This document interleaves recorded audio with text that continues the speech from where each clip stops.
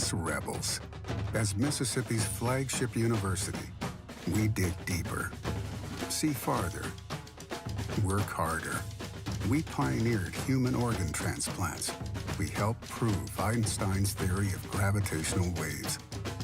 We are conducting life-changing research that solves the problems of today. We are Ole Miss, transforming lives and the world. Hey, welcome to the POMcast with Stephen Willis. We're going to start in a few minutes, but I want to tell you to hit up our social sites, retweet, share, comment, like, do all of that stuff. It can only help us out and it'll make the show even better. But we're getting ready to give you a lot of good Ole Miss information, and I just thought I would tell you that because the POMcast is starting. Well, it's starting right now. Wait, no, that's a little early. It is starting right about now. All right, good morning. It's Friday. We finally made it to the end of the week. Congratulations to everybody. Before we get started, I do want to tell you about Travel and Cruise World. You can call those guys at 1-800-330-7461. That's 1-800-330-7461. And what I want to do is provide a local experience for people. If you want to have a vacation, you still might want to go to the 50th anniversary of Disney World or whatever's going on with all this COVID stuff. These guys will provide a local perspective of what's going on. They'll be able to tell you what they're doing, and it's not going to cost you any extra money. They get paid from the parks, not you. So they can get you the same prices that you can get online. So give them a call, 1-800-330-7461, travelandcruiseworld.com. Also, if you want to watch the show, you can catch us on Twitter at @TheStephenWillis or at Ole Positively. You can catch us on Facebook, facebook.com/POMcast. YouTube, you can catch us at Positively Ole Miss. Subscribe, hit the bell. You'll know not only that we're streaming, you'll know what we're streaming about. And, of course, you can catch us on Twitch at Positively Ole Miss. Our audio things, I just want to get this out of the way. This is a jammed-packed show. So I want to get this out of the way quickly. Audio podcast, you can catch us on Google Podcast, Apple Podcast, Stitcher, SoundCloud, Spotify, iHeartRadio, TuneIn Radio, and Pandora. We're also on numerous smaller podcatchers, but it would take the whole show to get there. Generally, we're only a 30-minute show. We should be about 45 minutes today. We got about a 30-minute interview with Biscuits and SEC coming up in segment 2 today. You won't want to miss that. And, of course, we're going to talk about the last 3 games of the season. It's our last pre-camp look at what we're going into the season. According to the first group, we should be 7-2 going into these last 3 games. Now, we'll go ahead and get started because, like I said, this is a jam-packed show, and I'm going to try to save time and shave it off and get this down closer to 30 minutes where I can. But I do want to talk about everything that is lining up football-wise. Like Texas A&M comes to Oxford. Now, Ole Miss didn't play Texas A&M last year. They didn't get to ride and experience the Kellen Mond experience. They didn't get to do any of that. And because of that, we don't really know how the Lane Kiffin offense is going to go against the Mike Elko defense, how that will look. I know they're a zone principal. They're a very talented unit. But what is that going to look like? And I just genuinely don't know. And when it comes to unknowns, I usually err on the side of caution with these expectations in games and things like that. So I do think that Texas A&M probably has the talent, especially up front. Both lines are very good at A&M. But I'm going to call a win for Texas A&M in this game. Now, not guaranteeing it is definitely a shot for both teams. But as we've seen with Jeremy Johnson, Haynes King and Calzada, whoever wins that job is going to have to show me. They're going to have to show me they're legit because A&M could be 10-2 this year. That's the talent they have at 21 of the positions on the field. But if one position messes up, they could be 7-5, 8-4. So we need to see what that position looks like. We need to see what that's going on. But just looking in at 30,000 feet before fall camp, before any of those questions are answered, I'm going to give that game to Texas A&M. and that should put Ole Miss at 7-3. The next game on the schedule will be a home game against Vanderbilt, and I really like what Clark Lee is doing at Vanderbilt. Now, there's a little bit of a feeling that I get from seeing him doing this of James Franklin at Vanderbilt. They know what they're doing. They have an identity. They're going to move forward. Everything this year is going to be about building them. Now, this year, Vanderbilt doesn't have the horses to compete. Now, I am the president of the Ken Seals fan club. Absolutely a great quarterback, and I'm looking forward to seeing what he is going to develop into. And if for some reason the Clark Lee offense doesn't take a quarterback like Ken Seals and he moves on, which that would happen if he loses this job, I'm still looking forward to what he can do. He was a pretty good fit for what they wanted to do last year. He was just young. They didn't quite have the pieces around him, and they struggled because of that. So the Vanderbilt game at home. Also in that game, powder blue helmets, navy blue jersey, make it happen, guys. There's a bit of tradition on there. Make it happen. Absolutely. And if you do that, it should be good. I think I saw somewhere on Twitter and over the past couple of months that every Ole Miss and Vanderbilt home game should be the powder blue helmets and the navy blue jerseys in honor of Chucky Mullins. And that game from '89 that just, I was 13 years old at the time. Made an impact on me. I was at that just perfectly at that age. That and the Challenger just really wrecked me. And I still can't watch any type of a rocket or a space shuttle go up because of the Challenger thing. Because I was at that point I was going to McLaurin Elementary School in Star, Mississippi, and we watched that live because a teacher was going up into space, and it just wrecked us. It wrecked us pretty good. But I expect Ole Miss to win that game. Ole Miss has the horses to win that game, so that should put them at 8-3 going into the Egg Bowl. Now everybody says, "Oh, the Egg Bowl, you never can tell how it's going to look. You never can pick results," and it's because the teams are evenly matched generally. I don't think Mike Leach's and Mississippi State's program is exactly there. I think Ole Miss has the better talent at quarterback, better talent at wide receiver. On defense, they're going to be much improved. I think you'll see that Otis Reese and Jake Springer are going to make a large difference on the defensive side of the ball. I'm going to take Ole Miss in that game. I think it could be a couple of touchdowns won by, and you'll finish the season at 9-3. That's 5-3 SEC. The losses being Alabama, Auburn, and Texas A&M. The one team that Ole Miss jumps up and gets, I'm assuming, is going to be LSU. And all of this, you heard me talk. It was important that we start out the season 5-1. And this is why. Because the season we want to have is about what prediction is. It's 9-3, 5-3 in the conference, probably second or third or fourth in the SEC West. And then next year, you take another step forward. Now I realize that Matt Corral is going to be gone after this year. But there are going to be guys that can step in and fill that role with this offense, what they do.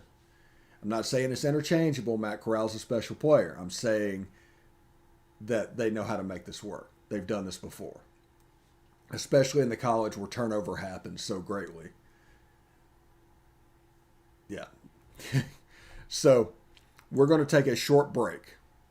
When we come back, it's going to be me, and I will do a brief little intro to Biscuits and SEC, and then I will play the interview, and then you got about 30 minutes of good SEC football talk, good Biscuits and SEC. These guys do a heck of a job. I appreciate you listening to them, and they're going to be, I'm going to say, regular contributors, at least on SEC After Dark, maybe on the POMcast. Maybe we can find a way to synergize that a little bit. So we're going to take a short break. When we come back, we are going to talk about those guys, and let's see, and we'll get into all about that interview. So stick around.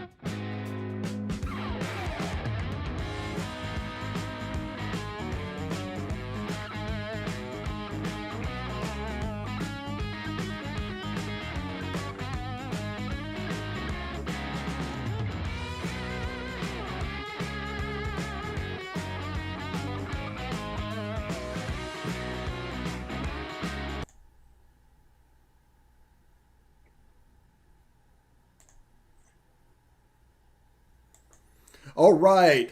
We are here on SEC After Dark interview special. We're going to put it on the site as a standalone. We'll put it on the POMcast on Friday for everybody to enjoy with the guys, the Hammer and Bossman Slim from Biscuits and SEC. How you guys doing? Hey, we're doing great. Thanks so much for having us tonight. We really appreciate it. Yeah, Yep, and doing awesome. Glad to be here. yeah, how did you guys pick your handles? How did that come about? Well, I'll take that one first, and then I'll send it over to the Hammer. But so for me, Boss Man was something that my little cousins came up with. I call my little cousin, he's about 7 years old. I call him Little Boss Man, and he calls me Big Boss Man. So that was the start of it. And then Slim is just something that, I'm about 5'11", 6 feet. And so people have called me Slim, all my life. I've been a spring bean for a long time. So Slim just fit well. So we just stuck them together. Okay, how about you? Yeah, Hammer? he's always been a bit of a twig, so Slim works well. Yeah, the Hammer. My name's Hank, so it's just sort of natural. Okay, I Ever got you. since, So Hank Aaron. yeah, ever since Little League baseball, they've kind of gone hand in hand. So it was just easy to when you want to pick a name, well, the Hammer. Okay. Yeah, he was a big stick in Little League Baseball. And so people know I'm the older brother and the Hammer's the younger brother. So we grew up together, and yeah, he was the big stick in Little League. Okay, and just full disclosure to everybody, we got a couple of Texas A&M Aggies with us today, and we'll try to be gentle with them for all of us over here, all the Eastern folks doing. We're the show. easily riled right now with all the SEC news. Yeah, I bet you are. And we're going to get to that before this conversation is over, without a doubt. Now, talk a little bit about Biscuits and SEC, what you guys are. I know you. We all are a part of the One Team Media Group Network. That group that's putting together. We're slowly getting that done. What do you guys do? What can they expect from you, and where can people see you? Absolutely. So biggest thing we do right now is we do a weekly newsletter. In the off seasons, it's on Wednesdays. And then during the seasons, we have one on Monday, Wednesday, Friday. And then we just do a quick hitter on Saturday. And people can go find that, biscuitsandsec.com. We're on social media, on Instagram and Twitter and at Facebook at Biscuits and SEC. And there's a link there where you can sign up for our newsletter. And then when you go to our website, you'll also see that we're doing blog posts. We do them as often as we can. This is our side job. So we love SEC football, and we write on it as much as possible. And when we do and have some more to say, we'll post it up there on biscuitsandsec.com on our blog. What about you, Hank? Yeah. So best place to find us is probably Twitter. Our Biscuits and SEC handle. We've obviously got the website, biscuitsandsec.com. We run an Aggie-centric blog as well, the Junction blog, pretty much very similar setup. We've got the website. We'll post, articles a couple times a week, and then we've got a weekly newsletter that'll ramp up during the season and go out a couple times a week. But, yeah, I mean, we just, I think like a lot of people, we love talking SEC football and got pretty bored during the pandemic last year and started the website about a year ago now, really. Just I think with the delayed season, we ended up initially, posting our first article maybe in September. But so we've been around for about a year now. But, yeah, we're always on Twitter, Instagram, and then that's probably the best way to contact us. I think we have some way to get a hold of us through the website, but Twitter and Instagram is probably the best way to follow along. Yeah. And just for some background on Biscuits and SEC, for a long time, Hank and I, we grew up as Aggies. We grew up watching the Big 12, and then I was at Texas A&M when Johnny Manziel was there in 2012, and for his years. So, we loved coming into the SEC. We've embraced it as Aggies, and then Biscuits and SEC kind of came from that. We religiously follow SEC football now, and have for years, and watch all the shows on YouTube, watch SEC Network all the time, and have seen all the blogs and listened to so many podcasts. So while we enjoy all of that, we kind of felt it needed a breath of fresh air. And Hank and I, would text about this stuff all the time. And, oh, man, we can do that. We can do that. And so finally the pandemic hit and we were like, yeah, we can do that. So we talked about it amongst ourselves and figured out how to get it done, how to build a website, how to get a logo. I had my good friend, Kelly Richard, designed our logo. She did a great job. And it was just kind of us brainstorming with names for Biscuits and SEC of, what do people in the South really like? Well, they love food, they love tailgating, and they love SEC football. So it was just kind of a mixture of all those that came together. And then for the Junction blog, people know the Junction Boys. And so that one was pretty easy. Yeah. It was just the Junction blog.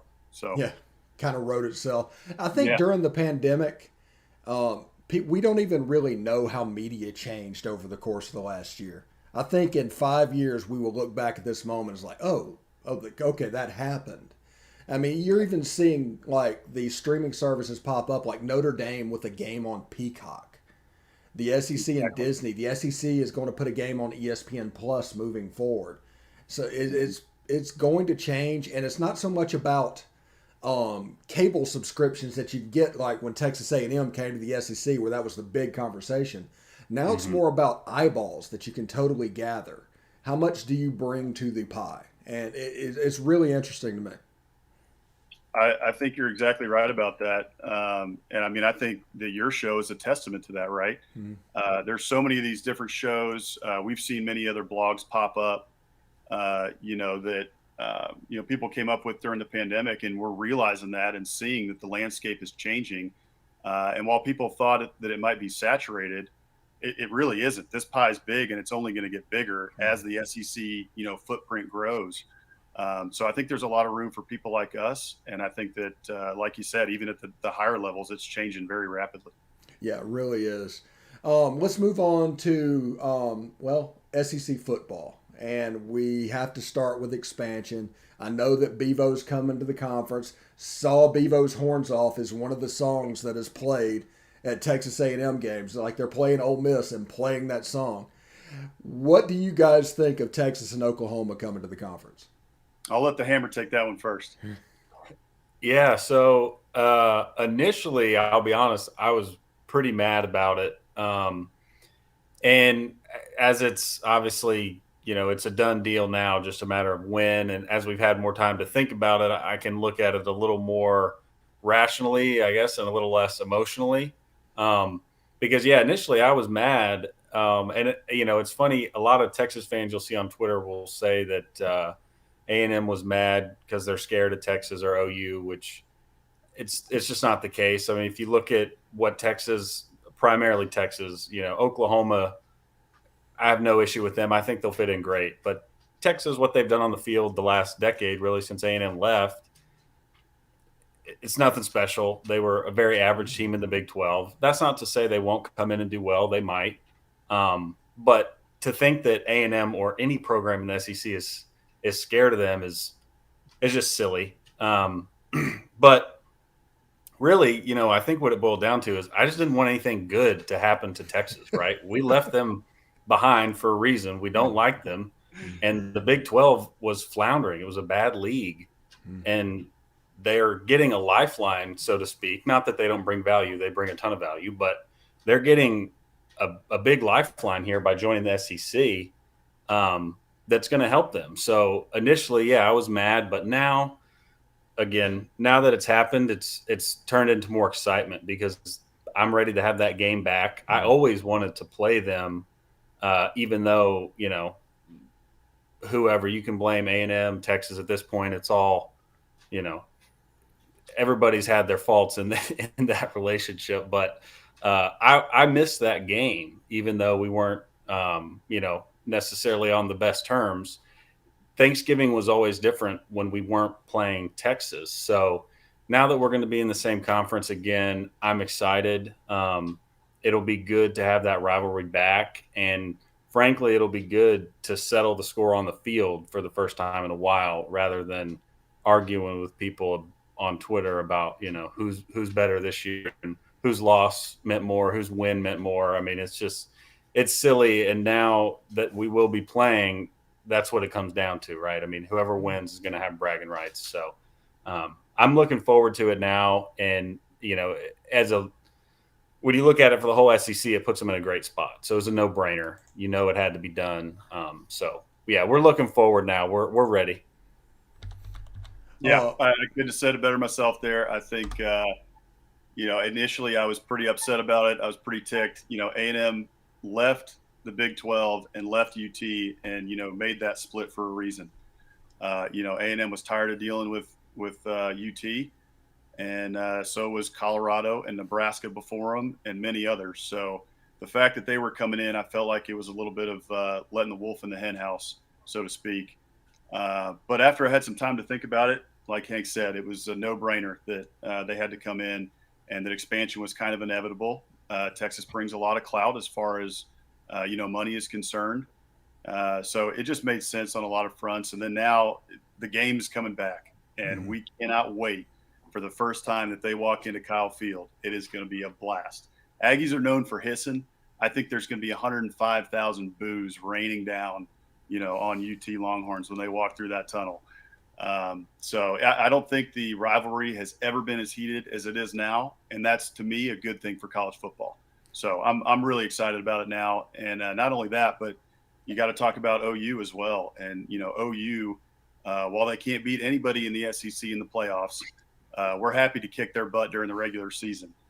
So I'm happy to welcome them in. Somebody was saying the other day, I think it was Joel Klatt, who said they're, going to come in and be, the number 1 or 2 best team in the SEC right away.